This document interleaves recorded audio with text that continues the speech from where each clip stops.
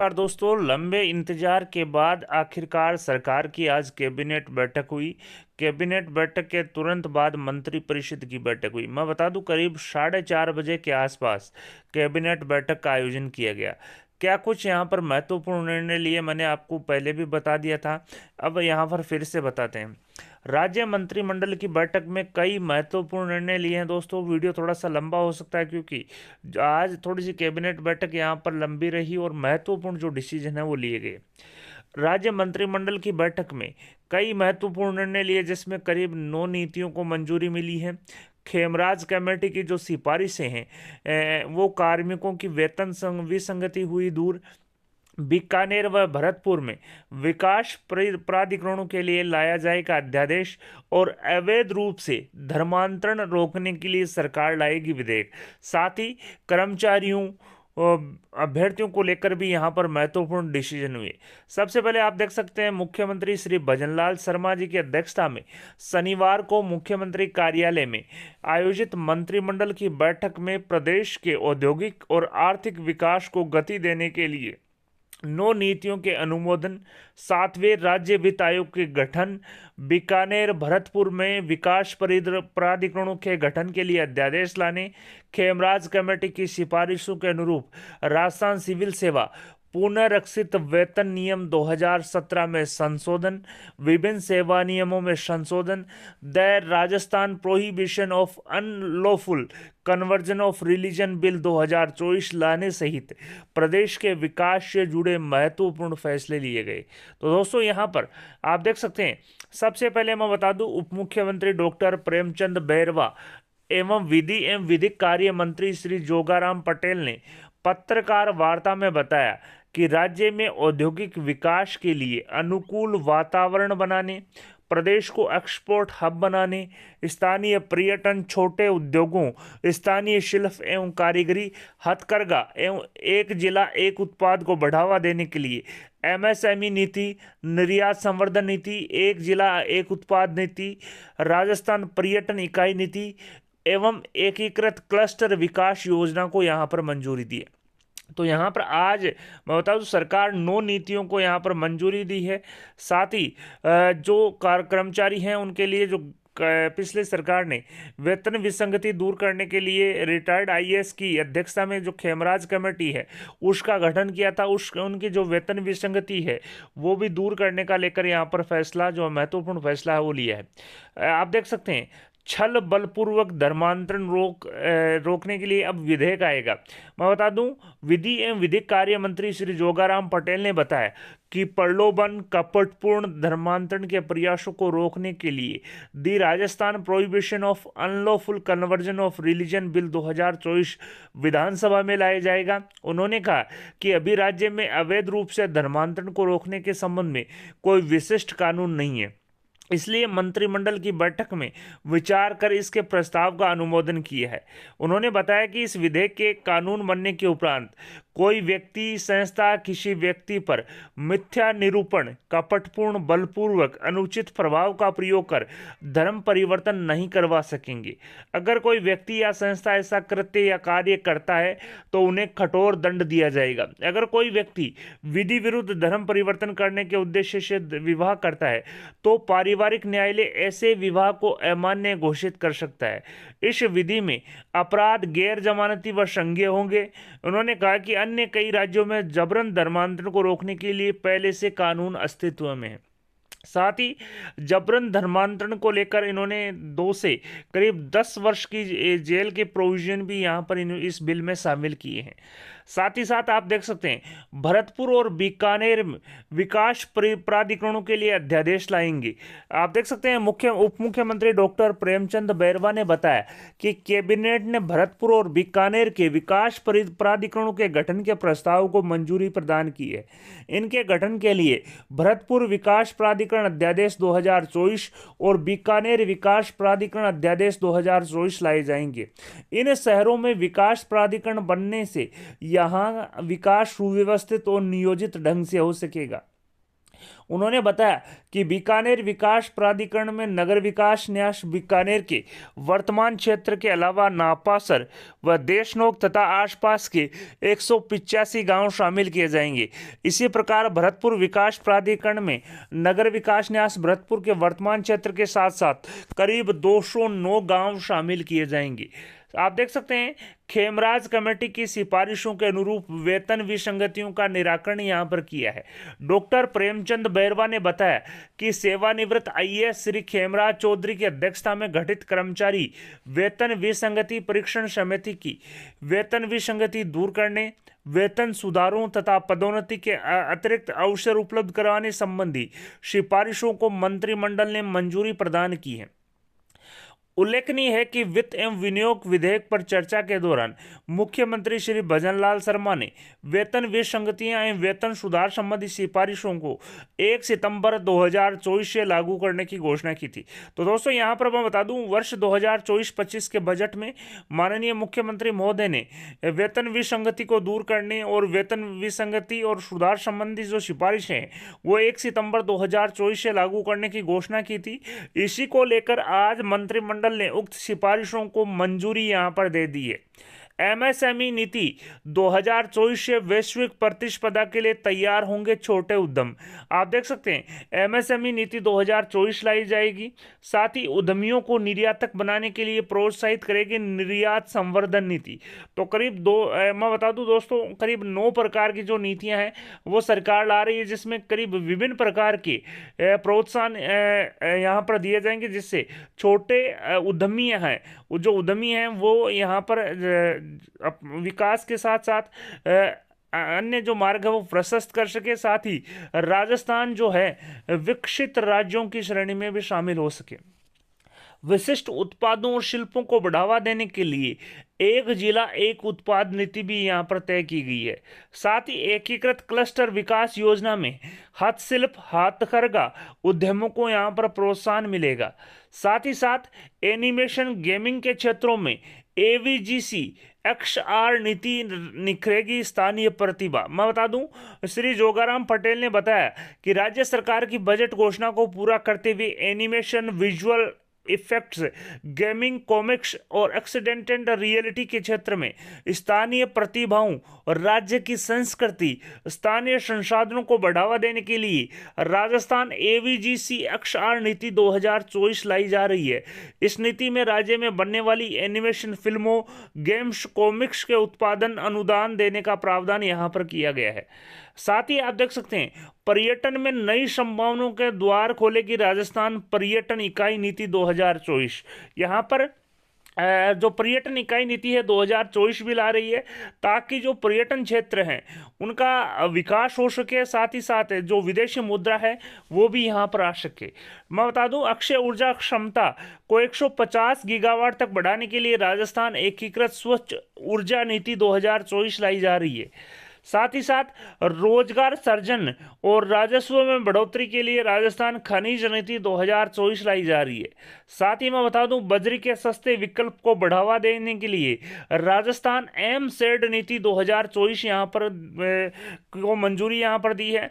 साथ ही मैं बता दूं 7वें वित्त आयोग का गठन जो है उसको भी यहाँ पर मंजूरी दे दी गई है। आप देख सकते हैं उप मुख्यमंत्री डॉक्टर प्रेमचंद बैरवा ने बताया कि पंचायती राज संस्थाओं एवं नगरपालिकाओं के लिए 7वें वित्त आयोग के गठन के प्रस्ताव का अनुमोदन किया है। इस आयोग की अवार्ड अवधि 1 अप्रैल 2025 से लेकर 31 मार्च 2030 तक रहेगी। तो यहाँ पर आप देख सकते हैं करीब जो 7वें वित्त आयोग है उसके गठन को मंजूरी दे दी है और इसकी अवधि जो है वो 1 अप्रैल 2025 से लेकर 31 मार्च 2030 तक रहेगी। पीएचडी में वरिष्ठ प्रयोगशाला के पद पर अनुभव का प्राप्त जो प्रोविजन है वो हटा दिया गया है। डॉक्टर प्रेमचंद बैरवा ने बताया कि जन स्वास्थ्य अभियांत्रिकी में वरिष्ठ प्रयोगशाला के पद पर सीधी भर्ती हेतु वांछित अनुभव संबंधी योग्यता के प्रावधान को विलोपित करने की मंजूरी दी है।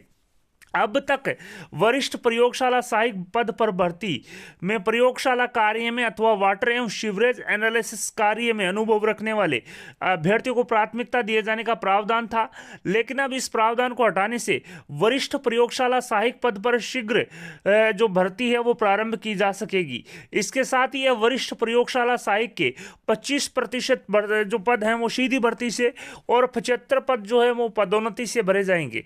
अब तक सीधी भर्ती और पदोन्नति का जो अनुपात था वो 50-50 था, लेकिन अब जो है वो सीधी भर्ती का अनुपात 25% और पदोन्नति का जो अनुपात है वो 75 है, यानी कि 25:75 हो जाएगा।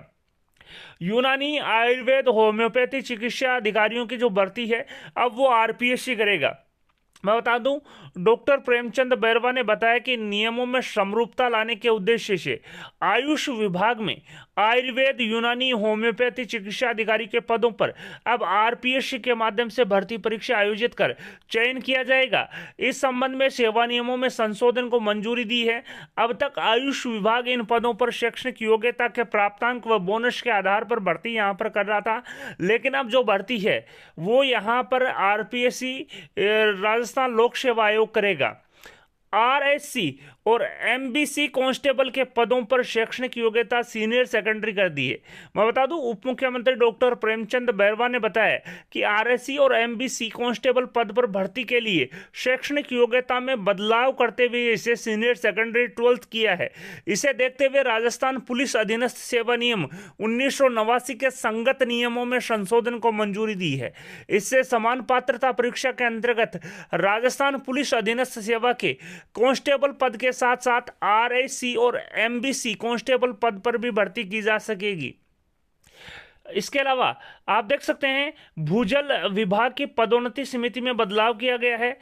डॉक्टर बैरवा ने बताया कि राजस्थान भूजल सेवा नियम 1969 तथा राजस्थान भूजल अधीनस्थ सेवा नियम 1973 में विभागीय पदोन्नति के जो कृषि विभाग के स्थान पर उप सचिव भूजल विभाग को संशोधन करने की मंजूरी दी है।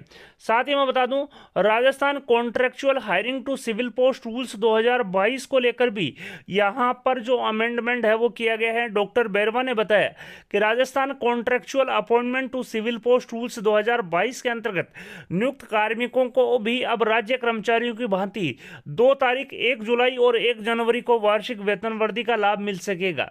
इस संबंध में की गई बजट घोषणा को पूरा करते हुए Rajasthan contractual hiring to civil post rules 2022 में संशोधन का अनुमोदन किया है। इस संशोधन से इन नियमों के अंतर्गत नियुक्त कार्मिकों को प्रथम वार्षिक वृद्धि है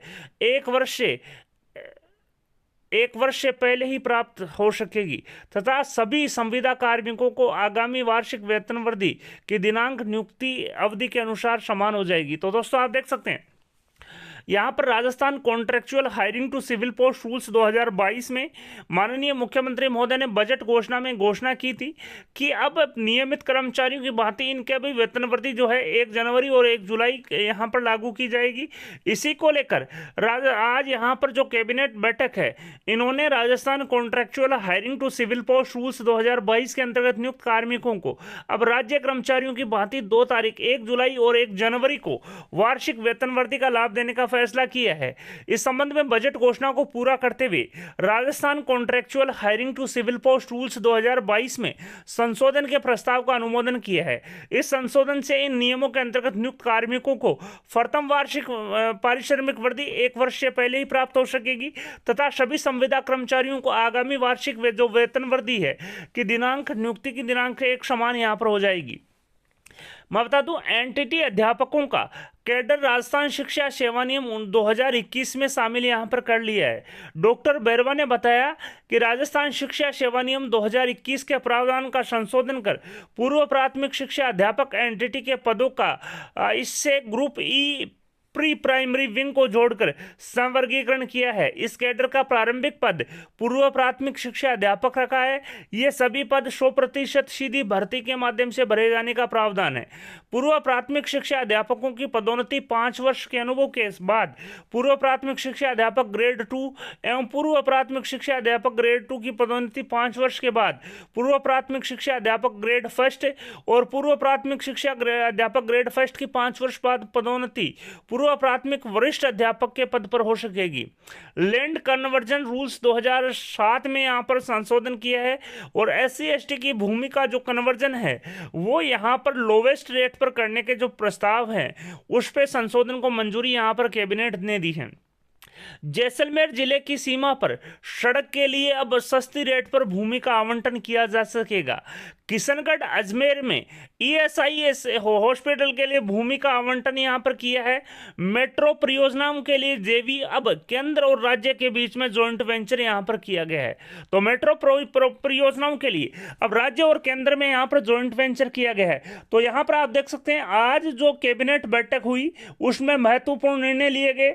सबसे पहले मैं बता दूं यहां पर जो प्रदेश में करीब 9 नीतियों को मंजूरी दी है। खेमराज समिति की सिफारिशों पर कार्मिकों की वेतन विसंगति दूर हुई है। बीकानेर भरतपुर में विकास प्राधिकरणों के लिए अध्यादेश लाया जाएगा।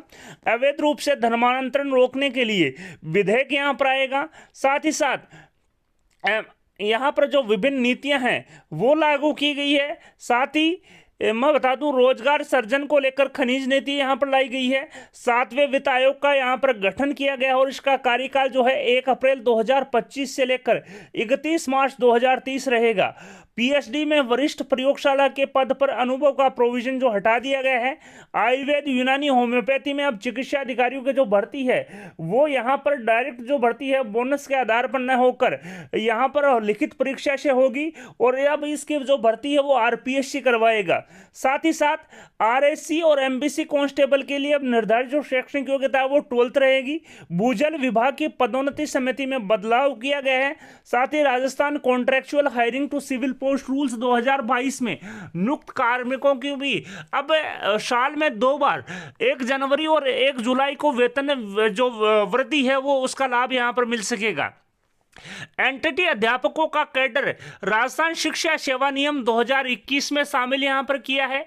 लैंड कन्वर्जन रूल्स 2007 में संशोधन किया है। जैसलमेर जिले की सीमा पर सड़क के लिए भूमि का आवंटन यहां पर किया है। किशनगढ़ अजमेर में ESIC हॉस्पिटल के लिए लैंड अलॉटमेंट यहां पर किया है और साथ ही साथ मेट्रो जो परियोजना है उसके लिए अब राज्य और केंद्र के बीच जॉइंट वेंचर हो सकेगा। तो दोस्तों चाहे वो नियमित कर्मचारी हो, चाहे वो संविदा कर्मचारी हो, चाहे वो विभिन्न नीतियां हो, चाहे विभिन्न जो विधेयक हो, उसको लेकर आज यहाँ पर कैबिनेट बैठक हुई और माननीय मुख्यमंत्री महोदय श्री भजनलाल शर्मा की अध्यक्षता में विभिन्न जो है के प्रस्तावों को मंजूरी यहां पर मिली है। वीडियो पसंद आए तो अपने दोस्तों के साथ लाइक और शेयर करना न भूलें।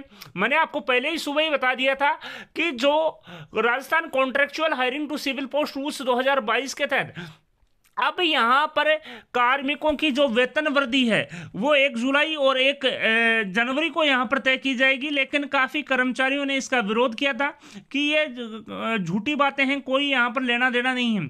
लेकिन मैं बता दूं यहां पर कैबिनेट बैठक में इसका अप्रूवल हो चुका है और आप यहां पर जो साक्ष्य हैं वो आप अपनी स्क्रीन पे देख सकते हैं। संविदा सेवा नियमों में संशोधन को यहां पर मंजूरी दी है।